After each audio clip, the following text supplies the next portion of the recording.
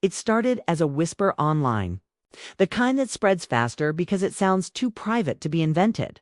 A family dinner, a quiet cottage, and a 9-year-old princess saying one sentence that supposedly left Prince William and Princess Catherine shaken. It's triggered emergency meetings and changed everything.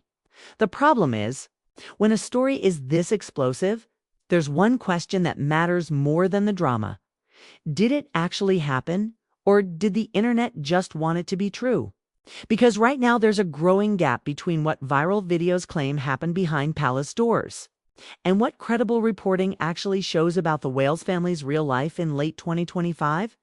Facebook +2, YouTube +2, and once you see that gap clearly, it makes the whole situation even more unsettling because it reveals what the public is hungry for and what the monarchy might not be ready to face. The viral version of this story says the moment happened during a quiet family dinner at Adelaide Cottage ordinary meal where Charlotte, usually calm, suddenly admitted she wished she wasn't a princess because everyone was worried all the time and her mother was sick and they could never be normal. It's the type of line that feels written to hit every emotional nerve at once. And that's exactly why it's everywhere. But here's what's missing from those dramatic tellings: a verifiable source, no official statement, no confirmed report from major established royal correspondents, no reputable outlet documenting a specific December 1st, 2025 dinner confession as fact. What does exist is a cluster of similarly styled YouTube and social posts using the same urgency language. 5 minutes ago, palace breaks silence. Staff in tears, which is a common format in click-driven royal content. Facebook +3, YouTube +3, YouTube +3, and that doesn't mean the emotional theme is impossible. It means the specific scene is unconfirmed, and when the subjects are real people, especially children, we have to treat viral claims as what they are: unverified storytelling. Not established truth, but that's not the end of the story. Because even if that dinner moment is only what the internet says, it still points to something real. The pressure around this family has been intense. It's very public and very recent. Just look at what is confirmed. Princess Catherine has been making a gradual return to duties after her cancer diagnosis and treatment, with coverage describing the year as brutal and focused heavily on recovery and recalibration. KESQ +2 people.com +2. And in early December 2025, she hosted her annual Together at Christmas Carol service at Westminster, a major public moment where all 3 Wales children appeared with their parents, which major outlets cover directly. ABC News +1. So here's where things get interesting. If Charlotte truly looked quiet or serious at times, people are going to read meaning into it, because the world already believes it knows what's happening behind the smiles, especially after Catherine's health year. And that's the exact environment where rumors don't just spread, they stick. Now add another detail that's real and often misunderstood. Charlotte is not a working royal, and her appearances are still treated differently from adults with formal duties. Earlier in 2025, EPORTING highlighted that she was left out of the court circular record even when she appeared with William, fueling confusion about what her role counts as. People.com +1. That kind of official inclusion versus omission becomes rocket fuel for online speculation, because people interpret it as secret messaging when it's often just procedural. And then came the move rumors and reporting. In 2025, credible coverage indicated William and Catherine planned to relocate their family from Adelaide Cottage to a larger home at Forest Lodge in Windsor, described as more permanent and private. People.com +1. If you're the internet, you don't hear family upgrading homes. You hear something's happening. They're pulling back. They're hiding. So when a viral narrator says, a private family moment led to emergency meetings, it lands because it fits the mood of the year: protection, privacy, pressure, and the sense that the Wales family is constantly managing unseen weight. In style +1. But what if we flip the lens? What if the reason this rumor performs so well isn't because it's confirmed, but because it captures a fear people already have. That royal childhood is a performance you start learning.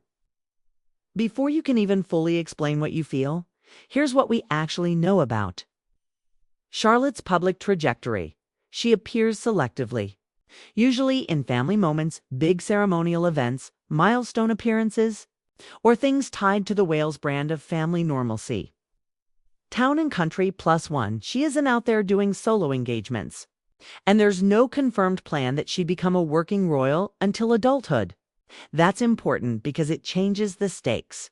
In the viral script, Charlotte is portrayed as trapped in a machine that's already consuming her. In reality, William and Catherine have repeatedly been reported as prioritizing privacy and pacing, especially after the past year's health strain. People.com +1. But that protective approach has a downside the palace never fully controls. Silence creates space, and the internet fills it. So when the rumor says palace advisors and psychologists were called in, it taps into something else that's believable in general terms. Modern royals do consult experts, and mental health messaging has been a major theme of William's public work for years. That doesn't verify a secret December meeting, but it does explain why audiences nod along like, yeah, that sounds like something that would happen. And that's where this gets even darker, because once people accept the idea that a private child confession is basically true, the next step is where misinformation turns into a machine. Suddenly, the story isn't just Charlotte said something sad. It becomes Catherine's condition is worse than they admit. William is furious. Charles is intervening, pulling Charlotte from public life. Okay? And you can already see that escalation pattern in the ecosystem of royal click content, where each new upload is framed as the latest dramatic update. YouTube +2, Facebook +2, and yet, in the real timeline, what we can point to with credible reporting, the Wales family has continued to appear in carefully chosen moments. They released a 2025 Christmas card with a new family photo, and reporting framed it as part of a year of recovery and renewed stability. The Times +1 that doesn't scream family and meltdown. It screams controlled messaging. So here's the question that keeps people watching. If the palace is controlling messaging, what are they not showing? That's the exact tension that makes high-retention royal videos work. You're not just telling a story about one girl or one dinner. You're telling a story about the gap between the polished image and the human reality.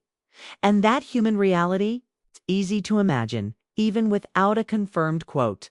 A child sees photographers shouting. A child hears adults stop talking when she walks in. A child notices when mom is tired, even when she smiles. None of that needs a secret dinner confession to be plausible. It's simply what comes with being born into a life where your face is public property. But the most important part, especially if you want your channel to survive long-term, is the way you frame it. Instead of presenting that dinner scene as fact, you treat it as what it appears to be, a viral account with no solid sourcing. Then you pivot into what is confirmed, Catherine's recovery and gradual return. The children's visible appearances like the December 2025 carol service, the family's move plans, and the public's relentless attention. ABC News +2 People.com +2. And that's where the story becomes even more powerful. Because it turns from here's what happened into here's why everyone believes it happened. Because the monarchy has always depended on the idea that royal children represent continuity, future stability, future tradition. But modern audiences don't just want continuity. They want authenticity. They want emotion. They want behind-the-scenes truth. And when they can't get it, they accept substitutes that feel true. So whether or not Charlotte ever said those exact words at a dinner table, the viral story reveals something the palace should be paying attention to. People are starting to imagine our future where royal children grow up and say, enough. And the public isn't shocked by that idea anymore. And that's the part one can take back. Because once the internet popularizes the concept of Princess Charlotte doesn't want this. It plants a narrative that will follow her for years through. Every quiet expression, every serious look, every moment she's photographed walking into an event. It becomes a lens. It's a filter. A rumor that feels like a biography. So the real takeaway isn't a 9-year-old shook the monarchy. The real takeaway is this. The monarchy is living in an era where a child doesn't even need to speak for a sentence to go viral. Someone else will write it for her, and the next time you see a headline that starts with 5 minutes ago, ask yourself something brutally simple. Is this a confirmed report? Or is it the story people want to believe? Because in 2025, that difference is everything. We've seen this pattern before. Long before Prince Harry ever spoke publicly about feeling trapped, unhappy, or overwhelmed, the internet had already written versions of his story for him. The spare, the rebel, the one who didn't fit. By the time Harry finally told his own side, much of the public felt like they already knew it, Tevin, though they didn't. And that's the danger zone. Princess Charlotte is quietly approaching, whether anyone at the palace wants to admit it or not. What makes this moment especially volatile is timing. The monarchy is already in a fragile transition period. King Charles' reign is still being defined. William is increasingly visible as a future king rather than just an heir. Catherine's health journey has pulled back the curtain on vulnerability in a way the institution has never been fully comfortable with. Against that backdrop, the idea of a royal child expressing emotional resistance doesn't feel shocking anymore. It feels inevitable. That's why the dinner story resonated so deeply. Not because people believe every detail, but because it aligns with a growing belief that royal life extracts a psychological cost that children didn't sign up for. And Charlotte, as the only daughter, becomes the perfect symbol for that fear. She's visible enough to be watched closely, but young enough that every serious expression is interpreted as something being wrong. And here's the part few videos talk about. Silence from the palace doesn't calm these narratives. It amplifies them. When there's no direct confirmation or denial, speculation fills the vacuum. Every scheduling change becomes evidence. Every missed appearance becomes withdrawal. Every quiet photo becomes proof. That's how stories harden into assumptions. And once assumptions take root, they don't need facts to survive. Even the idea that senior royals were called into meetings fits neatly into that assumption culture. The monarchy does hold internal discussions constantly. That's not unusual. What's unusual is the framing suggesting a child's feelings triggered an institutional crisis. That framing turns a private family concern into a dramatic power struggle between humanity and tradition. And audiences love that conflict because it mirrors one they recognize in their own lives, choosing between expectations and well-being. But behind all of this, there's a quieter reality that's far less cinematic and far more plausible. William and Catherine have always been deliberate, almost cautious, about how their children are exposed to royal life. They limit appearances.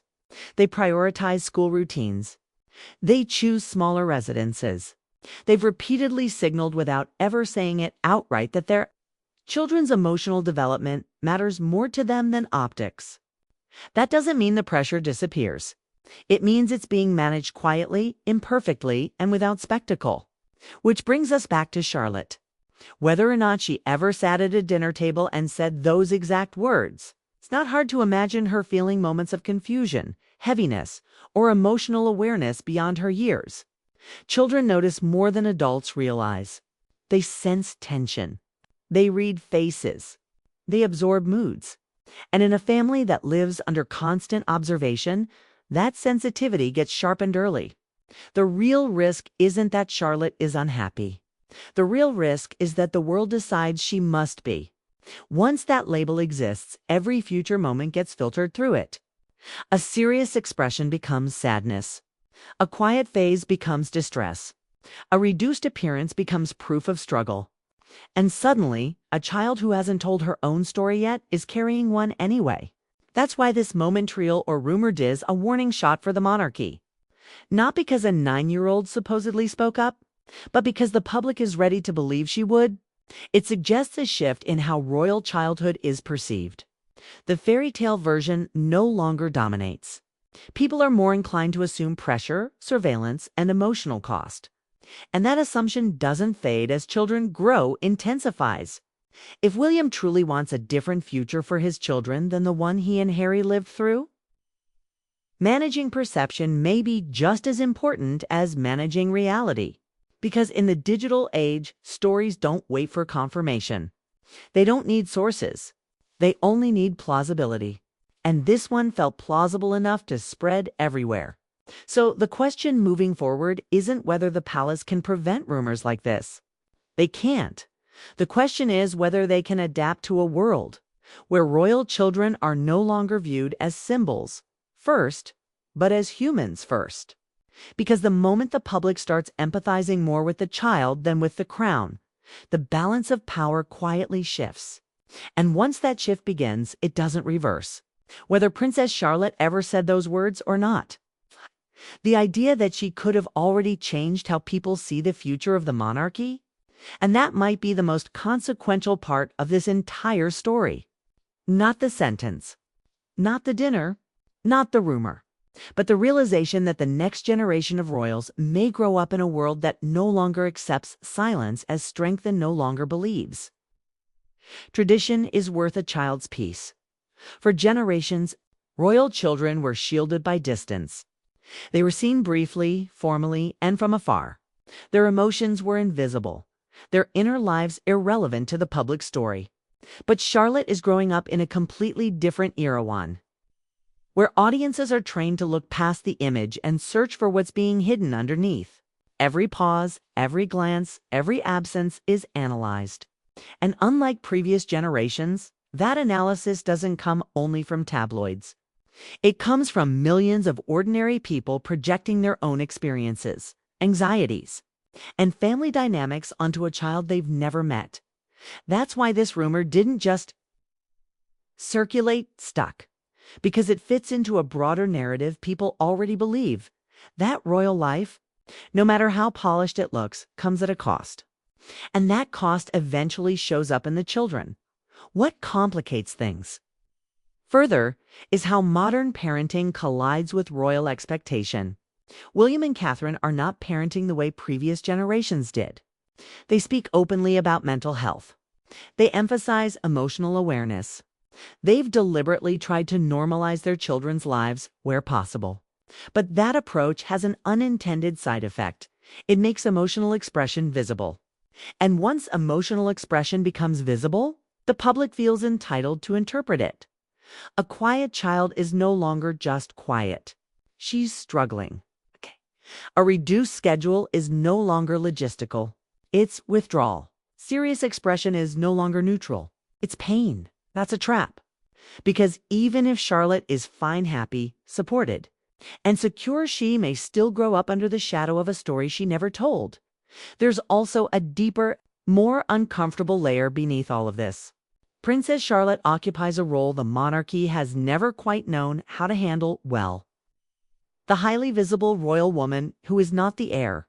History hasn't been kind in that space. Expectations are vague. Scrutiny is intense, and the rules are inconsistent. You're important enough to be watched, but not powerful enough to define your own path early. That ambiguity alone can invite projection, even without rumors. So when people hear a story about Charlotte wishing she were just Charlotte, it resonates not because it's confirmed, but because it echoes something the monarchy has struggled with for centuries. The difference between the person and the role. And here's the part that should genuinely worry. Palace strategists. Once a child is framed publicly as emotionally burdened, every future decision gets interpreted through that lens. If Charlotte later chooses a lower profile life, it will be seen as escape. If she embraces duty, it will be seen as sacrifice. There's no neutral path once the narrative exists. That's why moments like this reel or imagine carry long-term consequences. The palace can't erase the rumor.